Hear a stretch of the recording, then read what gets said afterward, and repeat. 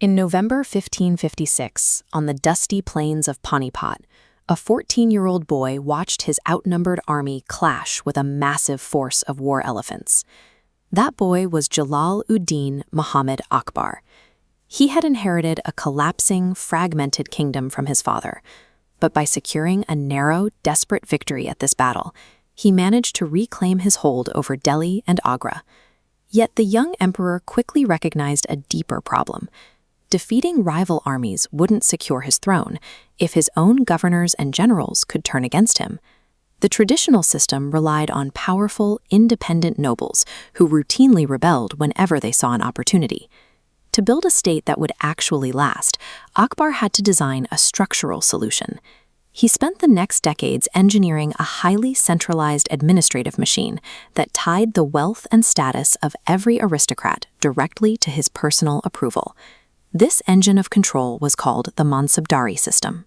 Around 1571, Akbar took the military, civil, and aristocratic classes of the subcontinent and fused them into a single unified hierarchy. Every high-ranking official became a Mansabdar, a rank holder appointed directly by the emperor, and every rank was defined by two numbers. The first was Zat, which determined the official's personal salary and status in the court. The second was Sawar, an exact quota of cavalrymen and horses that the official was legally required to maintain for the imperial army. The state rarely paid these men in raw cash.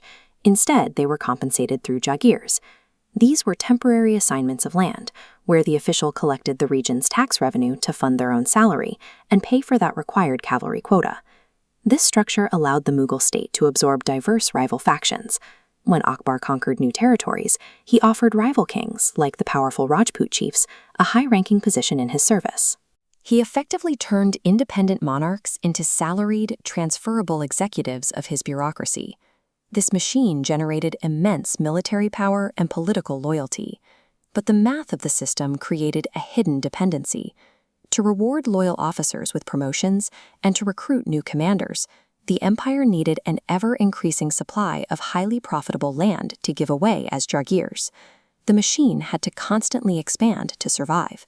Seeking new territory and secure access to the lucrative ports of Gujarat, Akbar turned his armies toward the defiant Rajput kingdom of Mewar. This region sat directly across the primary trade route connecting the Mughal capital to the western coast. When Mewar refused to submit, the Mughal military deployed its full conventional might. Over 4 months in 1567, Akbar's engineers systematically dismantled the defenses of the imposing Chittorgarh fortress with heavy siege artillery and explosive mines, concluding in a brutal massacre of the civilian population inside. Even after losing their capital, the Mewari forces, now led by Maharana Pratap, refused to surrender. They forced the Mughals into pitched battles like the bloody clash at Haldighati, neutralizing the empire's overwhelming numbers in the narrow mountain passes. Realizing they couldn't win a direct confrontation, Pratap's forces retreated deep into the Aravalli Hills. From these mountain strongholds, they launched relentless guerrilla raids against Mughal outposts, bleeding the imperial army through a war of attrition. By the end of Akbar's reign, Mewar had reclaimed almost all of its lost territory. This prolonged resistance proved that complex terrain and flexible guerrilla tactics could effectively stall the Mughal military machine. In the final decade of his rule, Akbar looked south to the Deccan Plateau. He aimed to absorb the wealthy, factious Islamic sultanates of this region, justifying the invasion through his court's official philosophy of universal peace and imperial order. But the southern frontier fought back bitterly. The Mughals first faced a grueling, years-long defense led by the Dowager Queen Chun Bibi.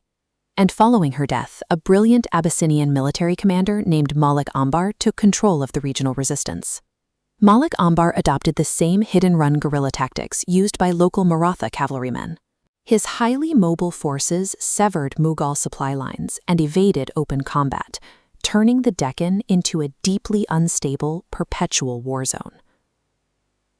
This chart illustrates the financial ruin this caused. The Mughal administrative state relied on older, optimistic records to assign land value. This large bar represents the jama, the amount of tax revenue a noble was expected to collect from their assigned jagir. But the tiny bar next to it represents the hasil, the actual fraction of money they could physically extract from villages actively being burned and raided. Because officials in the Deccan couldn't collect enough money, they couldn't afford their required cavalry quotas. To avoid punishment during rigorous state inspections, they began falsifying their troop numbers. With fewer actual soldiers on the ground, the Mughals lost even more control of the territory, causing revenue collection to drop further still. By forcing a rigid, northern bureaucratic template onto a hostile, unfamiliar environment, Akbar's administrative engine short-circuited. The empire's economic structure began to actively degrade its own military capability. When Akbar died in 1605, the map showed a massive expansion.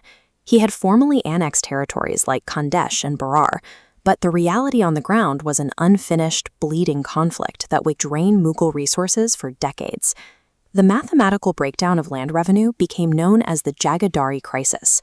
As the nobility grew and productive land became scarce, officials fought bitterly over profitable assignments, permanently fracturing the internal loyalty that Akbar had worked so hard to build. History often remembers Akbar's half-century rule as a golden age of consolidation and tolerance. Yet the systemic failures on his southern frontiers left his successors with structural vulnerabilities they could never resolve.